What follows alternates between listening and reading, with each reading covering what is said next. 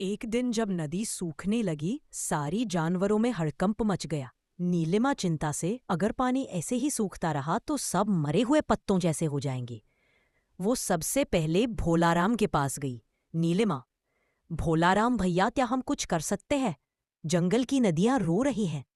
भोलाराम धीमी आवाज में, मुझे तो समझ नहीं आता, मैं बस भाई शरीर लेकर चलता हूँ। तुम उड़ सकती हो, रास्ता देखो। नीलिमा और भोलाराम सिंहराज के पास गए। नीलिमा आदर से, राजा सिंहराज, क्या हम मिलकर कुछ करें? पानी जा रहा है, हमें मिलकर जंगल को बचाना होगा। सिंहराज अभिमान से, मैं अकेला शेर हूं, जंगल खुद झुकता है मेरे आगे, मुझे किसी मदद की जरूरत नहीं। तुम एक नन्ही चिड़िया और ये ढीला ढाला हाथी, तुम क्या कर लोगे? भोलाराम धीमे पर मजबूत स्वर में, शेर होना आसान है, जंगल का हिस्सा होना कठिन। सिंहराज गुस्से में गुफा में लौट गया। नीलिमा को आकाश से एक पुराना सूखा झरना दिखा। वह भोलाराम के पास दौड़ी।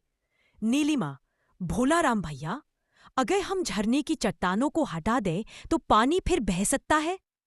भोलाराम, चलो फिर कोशिश करते हैं। मुझे ताकत चाहिए थी और मुझे वो तुम्हारी उड़ान में दिखी। भोलाराम ने अपनी सूंड से पत्थर हटाए। नीलिमा ने ऊपर उड़कर पक्षियों को बुलाया और सबने मिलकर मदद की। धीरे धीरे पानी बहने लगा। जब सिंहराज ने देखा कि एक चिड़िया और हाथी ने पूरे जंगल को पानी लौटा दिया, सिंहराज शर्मिंदा होकर, मैं सोचता था ताकत राज करती है, पर सच्ची ताकत तो मिलकर चलने में है। क्या मुझे भी अपने पंजे मिट्टी में रखने दो? नीलिमा मुस्कराकर, हर कोई उड़ सकता है जब वो अपना घमंड उतार दे। नीलिमा ने सब जानवरों को बुलाया।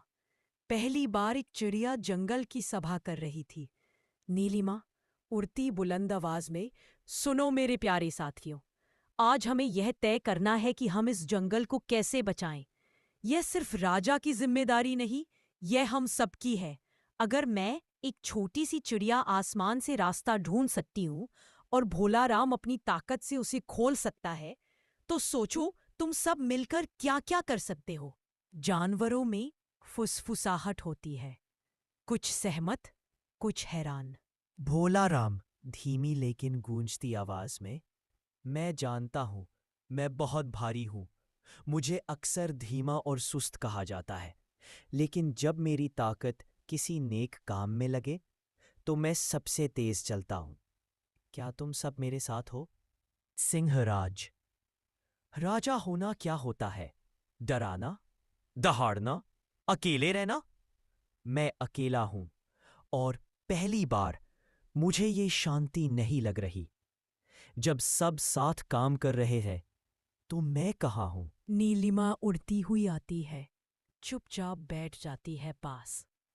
नीलिमा धीरे से, राजा वही होता है जो सबसे पहले झुके ताकि बाकी उठ सके। जंगल को तुम्हारी दहाड़ नहीं चाहिए, तुम्हारा दिल चाहिए। क्या तुम हमारे साथ आओगे? सिंहराज की आंखें नम हो जाती हैं। सिंहराज, मैं चला था सबको चलाने, लेकिन खुद ही रुक गया। अब मैं चलूंगा तुम्हारे साथ, अगर जगह हो तो। नीलिमा मुस्कुराकर, जगह तो आसमान में भी है, बस पंख खोलने की देर है। आह आह। सब मिलकर तालाब की सफाई कर रहे हैं।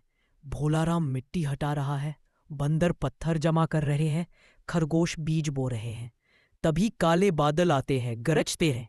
बारिश शुरू होती है। खरगोश, बारिश बारिश आ गई। बंदर, हमारा जंगल फिर हरा होगा। सिंहराज गरजता है, इस बार गर्व से न डर से। सिंहराज, आज मैं राजा नहीं, आज हम सब हैं जंगल के रखवाले। नीलिमा उड़ती है बादलों के ऊपर। नीलिमा, हम सबकी मिलीजुली मेहनत ने इस जंगल को फिर से सांस दी है। जब पंख, पंजे और पांव साथ चले तब जंगल गाता है। नीलिमा, बहुत समय पहले एक चिड़िया थी जो डरती नहीं थी, एक हाथी था जो अपनी ताकत समझता नहीं था, और एक शेर था जो अकेलापन ओढ़े बैठा था। लेकिन जब तीनों एक हुए तो जंगल का दिल धड़कने लगा। बच्चे चिड़ियाए नीलिमा ऊपर उड़ती हुई देखती है कि कुछ अजनबी जंगल की सीमा में घुस आए हैं। उनके हाथों में जाल और बंदूकें हैं। नीलिमा चौंक कर कि इंसान है, शिकारी। अगर वो अंदर आ गए तो सब खतरे में है। पीयूष घबराकर, हमें सिंहराज को बताना होगा और भोलाराम से कहो वो रास्ता बंद करे। नीलिमा हवा में पंख फैलाकर झाड़ियों की ओर उड़ती है। वहां से उठती है एक धूल भरी चपेट। शिकारी पेड़ के पीछे छिपे हुए हैं।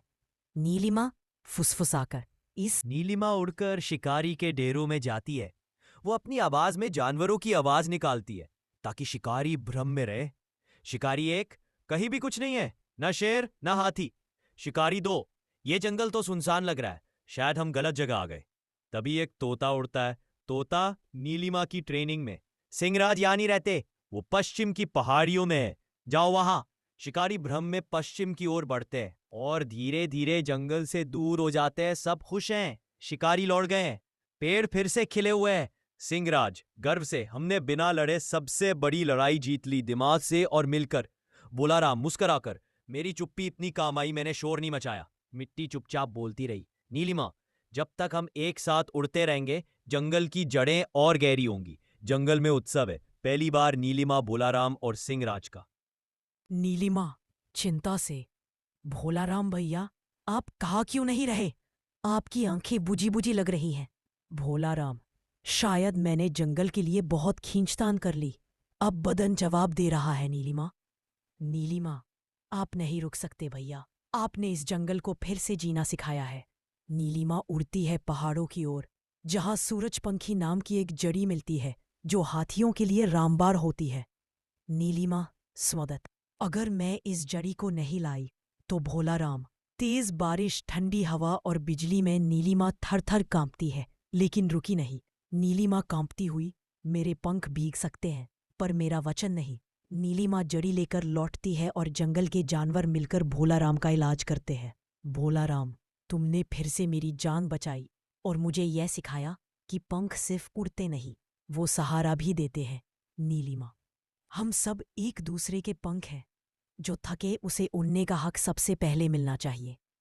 जंगल में पहली बार एक इंसानी बच्चा रोता हुआ दिखता है। जानवर डरते हैं कि इंसानों को पास आने दिया तो शिकारी लौट सकते हैं। सिंहराज गंभीर होकर, अगर हम इस बच्चे को जगह दें तो इंसान जंगल में लौट सकते हैं। नीलिमा धैर्य से, एक बच्चा शिकारी नहीं है, ये डर है जो इधर भटक आया है। क्या जंगल सिर्फ जानवरों का होता है या उनका भी जो खुद को भटक जाने पर बदलते हैं? नीलिमा बच्चे को उड़ते उड़ते गांव की सीमा तक लाती है, जहां उसकी माँ ढूंढते हुए रो रही थी। बच्चे की माँ आश्चर्य से, एक चिड़िया इसे वापस लाई? ओह भगवान! नीलिमा स्वगत, कभी कभी एक पंख दो दुनिया के बीच पुल बन जाता है। जंगल में एक दीवार पर सभी जानवर मिलकर पेंटिंग बनाते हैं, जिसमें नीलिमा उड़ रही है, भोलाराम हंस रहा है और सिंहराज फूलों की माला पहने है। सिंहराज नर्म मुस्कान के साथ, आज हम राजा नहीं बस साथी हैं, जंगल अब किसी का नहीं।